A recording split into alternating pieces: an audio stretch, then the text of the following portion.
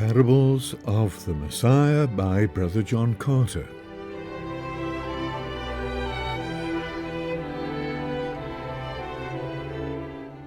Number 16, Physician and Patient. Matthew 9 verse 12, Mark 2 verse 17, Luke 5 verse 31. Jesus had an encounter with the scribes in Capernaum.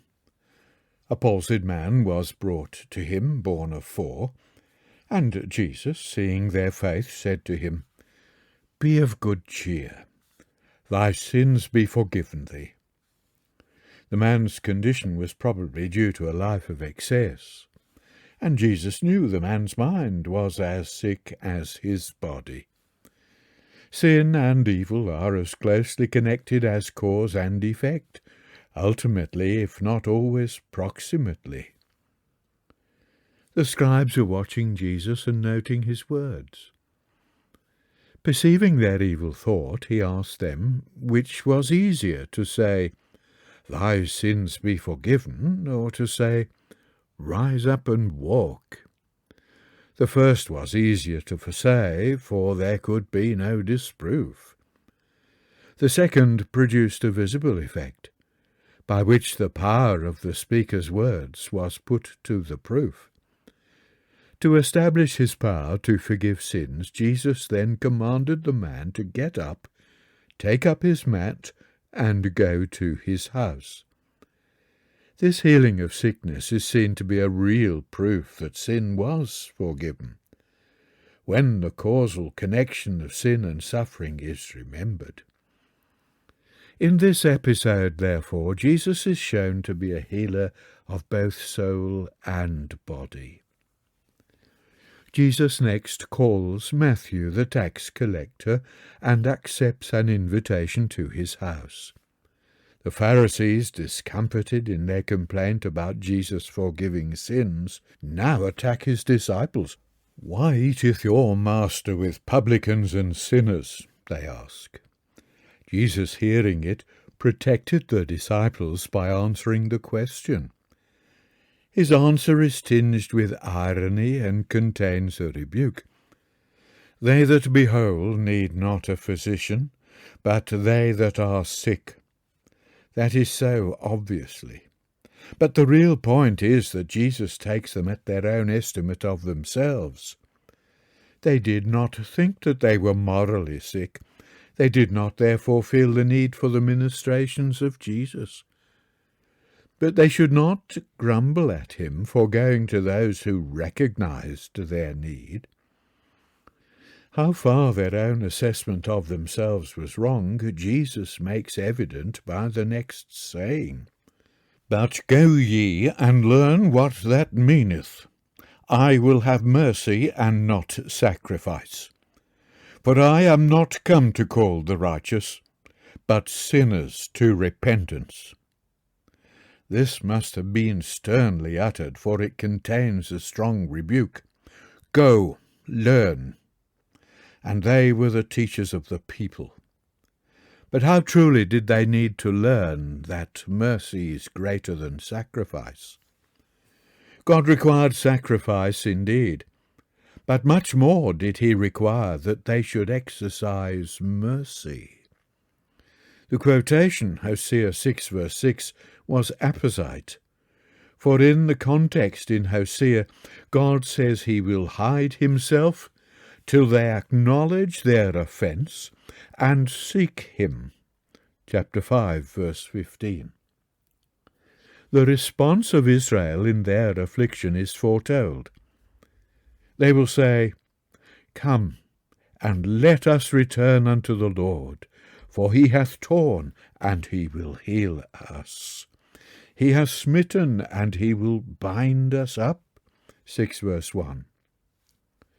God would have healed Israel before, but their iniquity stood in the way. Chapter 7, verse 1.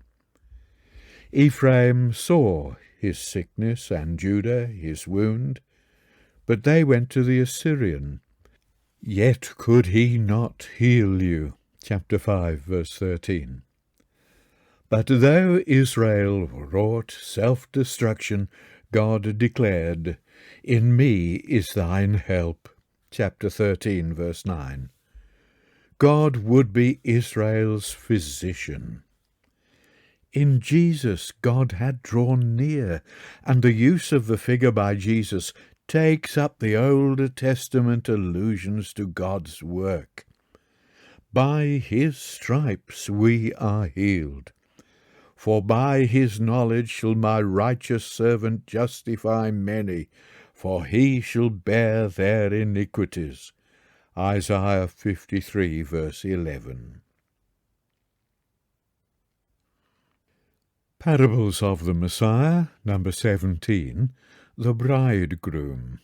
Matthew 9, verse 15, Mark 2, verse 19, Luke 5, verses 33 and 34. In the New Testament, John the Baptist is the first to use the figure of the bridegroom. The occasion was when his disciples told him of the success that was attending the teaching of Jesus. All men come to him. John knew that both his baptism and that of Jesus were of God, and in that large view there was no room for envy. Nor did John show any. On the contrary, his relationship to Jesus excluded it. He was the friend of the bridegroom. He that hath the bride is the bridegroom, but the friend of the bridegroom, which standeth and heareth him, rejoiceth greatly because of the bridegroom's voice. This my joy therefore is fulfilled. John 3, verse 29. The friend was the groomsman who sought the hand of the bride and arranged the marriage. When the task was crowned with success, and he heard the voice of the bridegroom welcoming the bride, his joy was full. So John, the friend, rejoiced to hear that the people were seeking Jesus and were being welcomed by him as the bridegroom welcomes the bride. Later, John's disciples, possibly at the instigation of the Pharisees, compare Matthew 9:14 and Mark 2, verse 18, came to Jesus with the question, "Why do the disciples of John and of the Pharisees fast, but not the disciples of Jesus?" There was more than one reason, which Jesus gave them in the form of 3 short parables: the bridegroom, the patched cloth, the wineskins. The first of these we now consider. Can you make the children of the bride chamber fast while the bridegroom is with them? But the days will come when the bridegroom shall be taken away from them, and then shall they fast in those days. Luke 5, verse 33 and 34. It has been remarked that whereas John, who lived in Judea, spoke of the friend of the bridegroom, John 3, verse 29, Jesus, who lived in Galilee, spoke of sons of the bride chamber. The former refers to a practice common in Judea, but not followed in Galilee. The latter was a general term for all invited guests. There is perfect accuracy in the detail in the record. When Jesus referred to himself as the bridegroom, he was first of all reminding the disciples of John of the answer of their own teacher. John had the joy of the groomsman. The disciples of Jesus had the freedom and joy of the friends and guests at the wedding. By rabbinic law, the marriage week was a time of unmixed festivity. Even the ordinances of the strict fast of the Day of Atonement were modified. Everything had to serve the purpose of bringing gladness to bride and bridegroom. In the same way, the presence of Jesus, then, was itself the occasion and reason for joy. But And with that word we see that Jesus recognized that the joy would be short-lived. And he then gives the first public hint of the appointed end of his ministry when he said that the bridegroom would be taken away. Then, not of command, but arising from the sense of loss, would his disciples fast. We look at the customs of the land of Palestine of the days of Christ's ministry for the atmosphere of these sayings. But it would be a mistake to restrict our enquiries to manners and customs. They only give the adjuncts, the trimmings of the story. The heart of the story, the very basis of the thought of Jesus, goes back to Old Testament teaching. Isaiah chapter 54 compared Jerusalem of the past, under the law of Hagar, and Jerusalem of the future under the Messiah to Sarah. Like Hagar, the city was to be cast off, verse 6 Revised Version. But like Sarah, it was also to have children of promise, all spirit-begotten. God says, "Thy Maker is thine husband.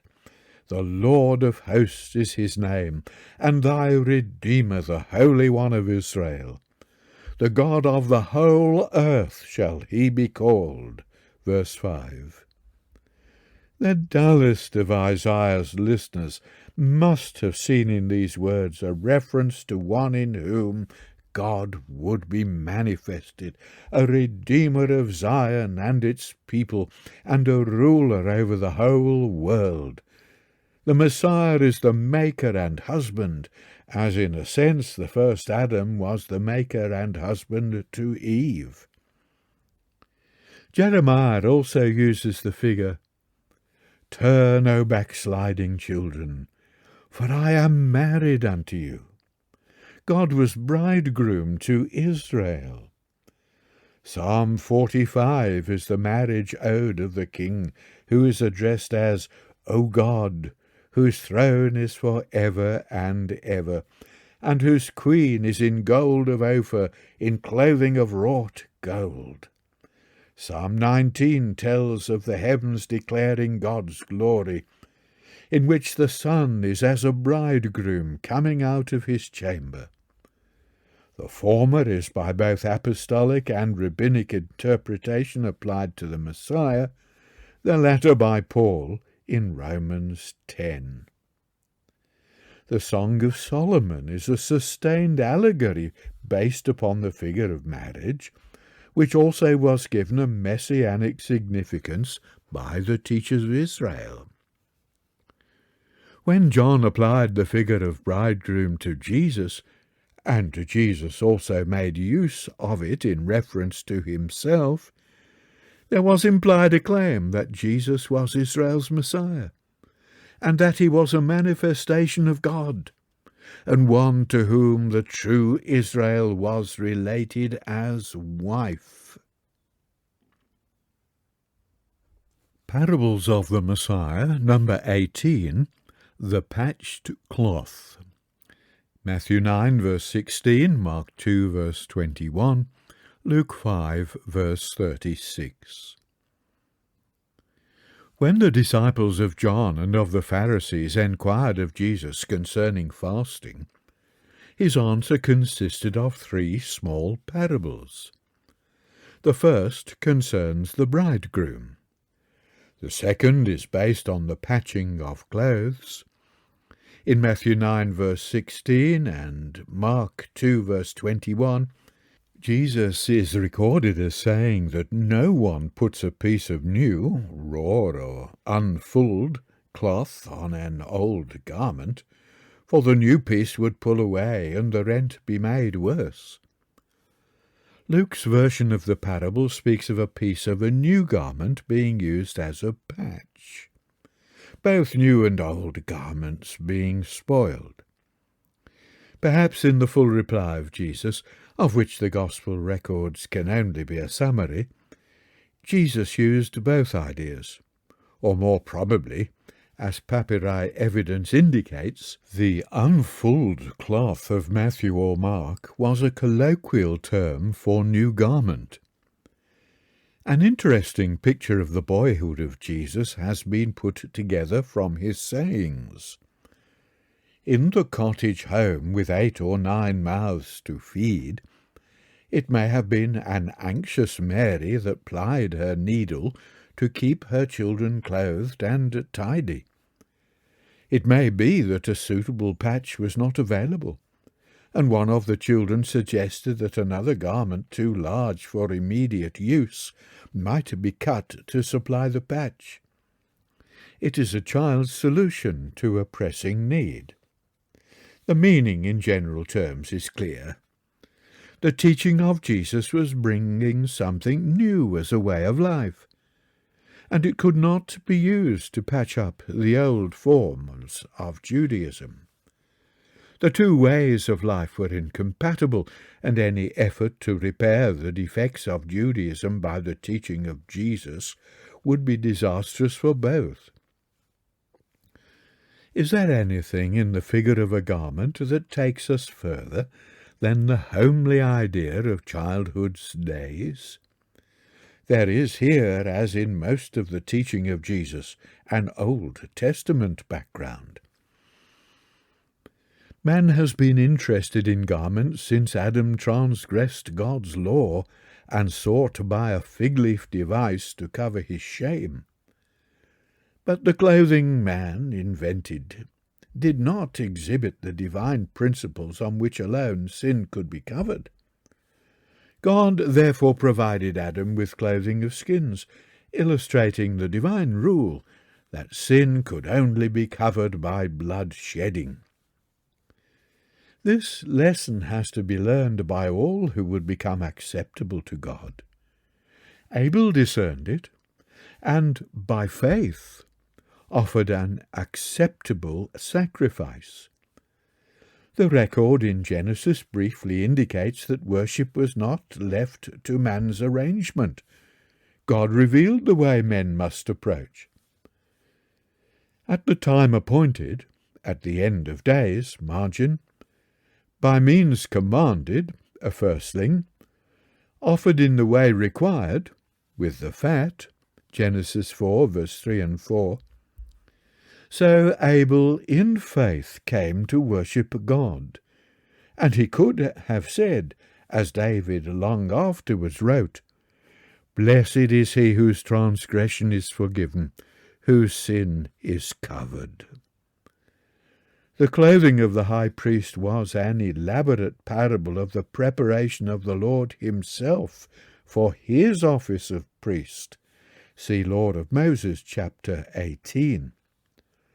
Isaiah chapter 61 connects this priestly clothing with the anointed of the Lord. The Spirit of the Lord is upon me. I will greatly rejoice in the Lord. My soul shall be joyful in my God. For he hath clothed me with the garments of salvation. He hath covered me with the robes of righteousness, as a bridegroom decketh. That is, robes as a priest, see Authorized Version margin, himself with ornaments, and as a bride adorneth herself with jewels. Verses 1 and 10. Here the figures of bridegroom and clothing are brought together by Isaiah in a way that could have suggested the same combination in the Lord's answer to the question of John's disciples. But this is not all. The Lord's anointed uses both the figure of bride and bridegroom to illustrate his clothing. The mystical Christ indeed includes both, and therefore in the same context in Isaiah, he gives the mourners beauty for ashes, verse 3, where beauty is the same word as ornaments in verse 10. Clothing in a closely related figure in Isaiah 6, verse 1, stands for the priests of the age to come who are associates of the king, And the figure is used also of Zion's children, with which she will be clothed as with an ornament, as a bride doeth. Chapter 49, verse 18. Beautiful garments, which she will put on when she responds to the Lord's command to awake. 52, verse 1. In contrast to this divine clothing, Isaiah compares human schemes, plans of worship, and ways of life to spiders' webs, unsuitable material for clothing. Their webs shall not become garments, neither shall they cover themselves with their works. Chapter 59, verses 5 and 6. Israel, in the day of their shame, when Messiah is revealed, will recognize this at last and confess, all our righteousnesses are as filthy rags. Chapter 64, verse 6. Jude warns the saints to avoid such a state, hating even the garment spotted by the flesh. Verse 23.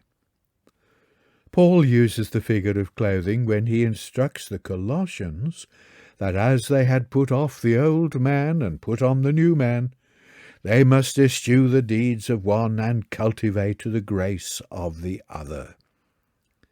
This selection of references shows the Bible philosophy of clothes and the impossibility to use Carlyle's figure of Sartor Resartus for the man to retailor his clothes. The Old Testament references also providing the background of thought to the Lord's parable of the patched garment.